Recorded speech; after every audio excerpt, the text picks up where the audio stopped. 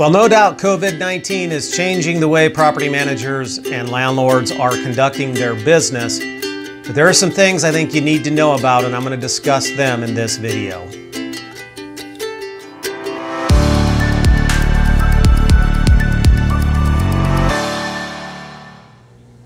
Hey everybody, my name is Vojchehoske. I'm the director of Randall School of Real Estate. Hey, real quick before we get started, do me a favor, give this video a thumbs up, click on that little red subscribe button, hit that little notification bell, and share this with somebody that you think might benefit from its content.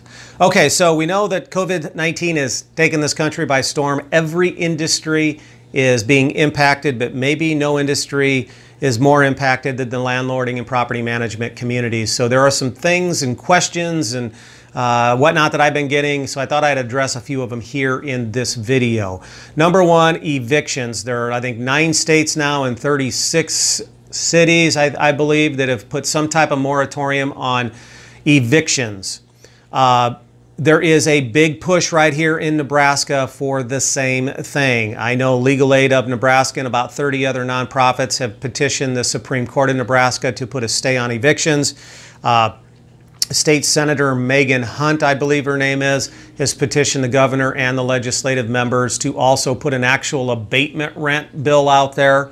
I don't know how I feel about that, but the point is something is coming down the pipe, and I truly believe, based on conversations I've had with people that are talking to the governor's office, that by April 1st, we're probably going to see, depending on how this thing goes, we're going to see some type of moratorium on evictions. I hope it's not outright rent abatement, but we'll see. I don't know what it's going to look like. In other jurisdictions that have done this, we see the common denominator seems to be not rent abatement, but eviction moratorium. So they still have to pay their rent, but if they lose their job or whatever and they can't pay the rent, then there's just no moratorium on the eviction for 60 or 90 days. If they do something like that, I hope that's what they end up doing, but we shall see. There's a big push for rent abatement by some powerful key people, so I'll keep you up to date on that as we progress. Number 2, showings. What do you do about showings? Well, here are a couple of things that many property management companies are doing. Number 1, stop all showings for occupied properties. The risk of the exposure just isn't worth it.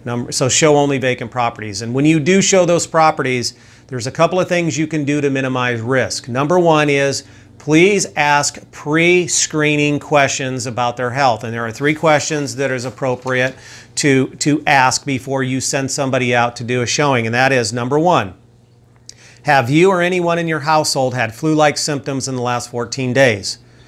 Number 2, have you traveled anywhere in the last 14 days where COVID-19 virus has been reported? And honestly, that's everywhere now.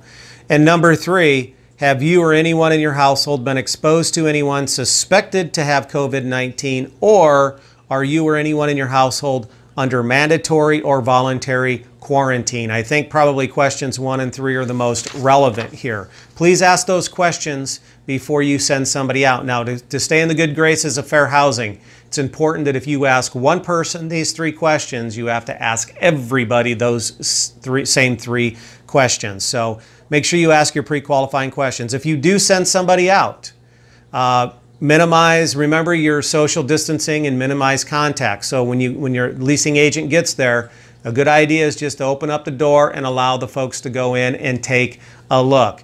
Another thing you can do is minimize the number of people that go into that dwelling. Maybe it's 1 or 2. You might provide some kind of hand disinfectant or wipes before they come in and after they go out. Make sure you wipe down any surfaces such as the doorknobs and the door handles and whatnot after the showing is done. Another thing to do is please instruct the people, the prospective tenants. Do not touch anything. Please don't open cabinets, don't open closet doors, don't touch any surfaces or test the faucets. Don't touch anything. They will understand. And oh, by the way, I don't think anybody's going to be offended if your leasing agent is wearing a mask and rubber gloves. I mean, don't forget about your own protection. So that's one option. Another thing is to do virtual showings. I know many managers now are doing virtual showings, and they're using it through 2 apps called FaceTime for Apple users and Duo for Android users, and Duo and FaceTime do communicate with each other. So that may be another option. So if somebody wants to see an apartment, that leasing agent can go out and do it via real-time through Duo or FaceTime. Actually, that's the preferred method at this point. The next area we need to discuss is maintenance, because if there's any one area of the process that's going to put someone at risk of exposure, it is responding to maintenance requests. So here are a couple of things I'm recommending, and this is what other property management companies across the country are doing. Number one, stop all corrective or routine maintenance. We only respond to emergency maintenance. Number two, triage the issue before you send somebody in. So if the tenant calls and says that the faucet's flooding, it's leaking and the things are flooding, well, how bad is it really? Before you send somebody in there to make an assessment, you need to triage it. And a great tool is like we talked about with showings. Let's use FaceTime, Duo, those type of things to see if we can get a virtual assessment of the actual situation. At a minimum, because most tenants have cell phones, if they can just shoot a 10 or 12 second video of it and send it to you, then you can make a determination. Number three is you must ask those 3 pre-qualifying questions that we ask the prospective tenant on the showing. Ask those questions before you send somebody in. We want to know if the tenant is in a high-risk category or they're under quarantine. Now, what happens if that person is under quarantine and it's an actual emergency repair? Good question. Now, what some property management companies are doing that have employees, number one, you have a legal duty to notify that employee that this person is under quarantine. Number two is you have a duty to provide that person with all the protective equipment, which includes the gloves, it includes the properly rated face masks, the eye shields, and the suits. You are obligated to do that. You may run into a situation where the employer refuses to go in.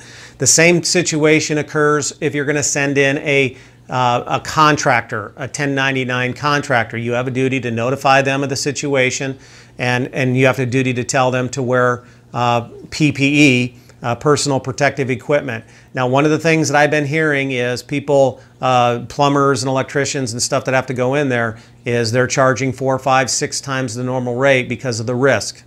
It is what it is. You're going to have to determine how you're going to handle that. If you end up paying that, remember to, we're going to talk about this, expense that as a COVID-19 expense, and I'll talk more about that in a minute. You got to have the conversation with your owner as well. What happens ultimately if you can't get in there to make the repair because you don't have the proper equipment or you don't have the PPE? You're just going to have that conversation with the owner. It may be the owner himself or herself that has to go in there and do it. If you find yourself in a situation where your company does not have the proper equipment, or you have no one to send in for emergency repairs, be proactive with this. Talk to your attorney on what his or her recommendation is before this actually happens. It's really all the guidance I can give to you at this point. The last thing I want to talk about is third-party managers. Please make sure you are having your conversations about these items we discussed in this video with your owners before an issue becomes an issue. That's all I can tell you. They need to be aware of changes in all of these processes, including changes to your showing process, your maintenance, and your evictions. You need to have these discussions about the potential that there's going to be rent abatement or no evictions going on. All of these things you must keep your owners abreast of. And the last thing I want to tell you is, I guess through as part of the stimulus and the SBA putting out small business loans, I'm highly encouraging everyone to create an actual COVID-19 line item expenditure on your expense sheet. Any cost, anything that's related to COVID-19, you should itemize it as a COVID-19 expense. This way everything is neatly done, it's organized, it's efficient. So at some point when we have access to the stimulus money, we have that documented and we can provide receipts, because many times that's what the government wants before they shell out any kind of money. So just be proactive in all areas. Right now, landlords and managers, do not be reactive, be proactive with these things. Last thing is, if you have any ideas, If you have any process that you've been using effectively, please tell everybody about it. Please post it down in the remarks section. That would be awesome. That's all I have for this video. Everybody just hang in there. This will end.